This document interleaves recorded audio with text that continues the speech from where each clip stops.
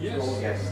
Yes. We'll have to let him carry on with these points. Yes. Well, thank you, Matlub Saab.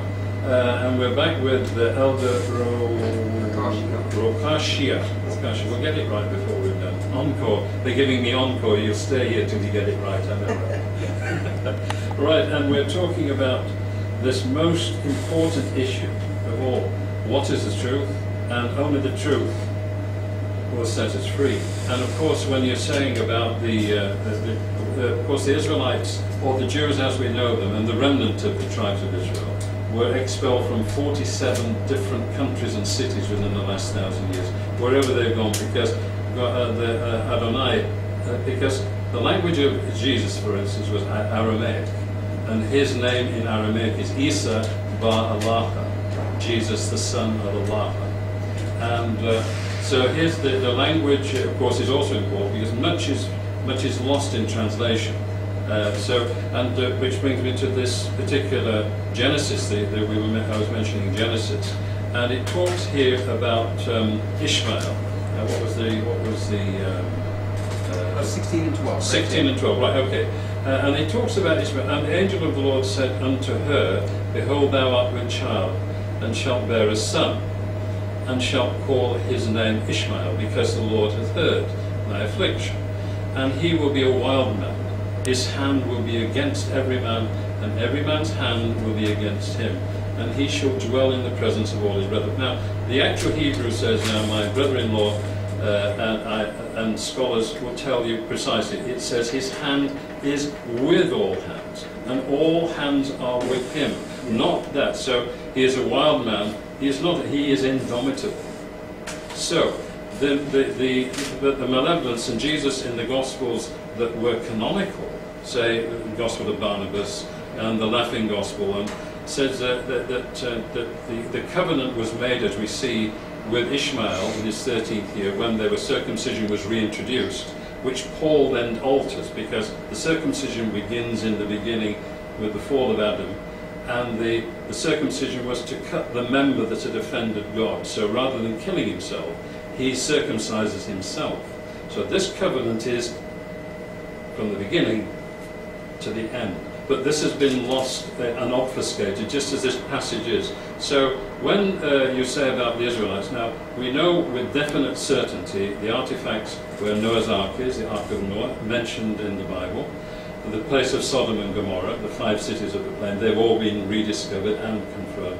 But the crossing point of the Israelites out of Egypt was from Nueva across the Gulf of Aqaba.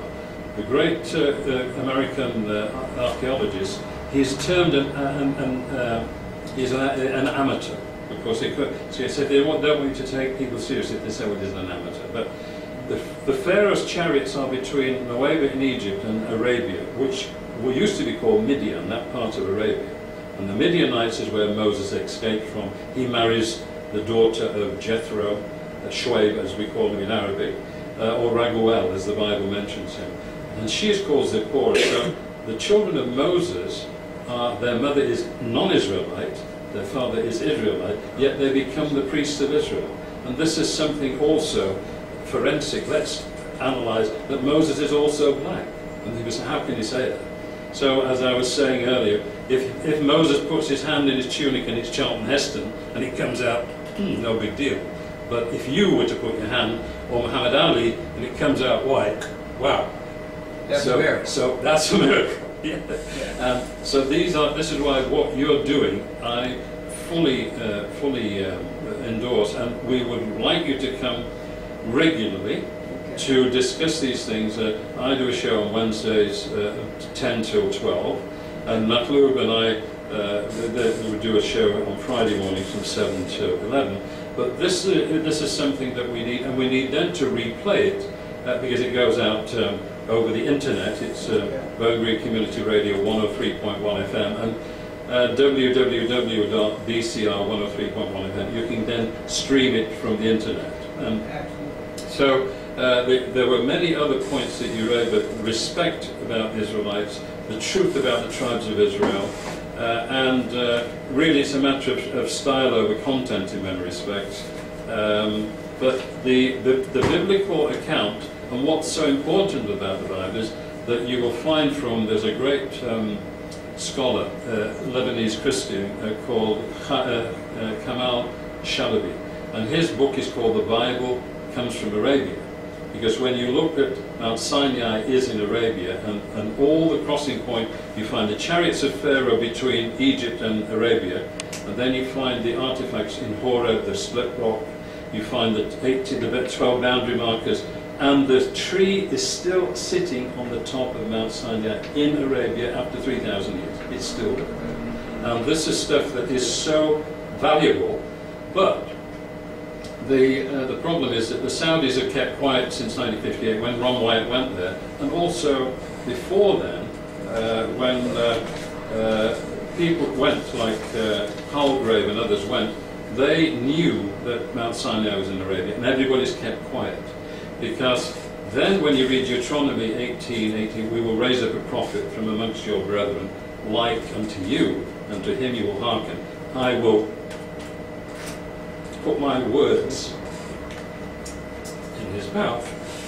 Well, I would like to interject. Yes. I want to interject to a few points here because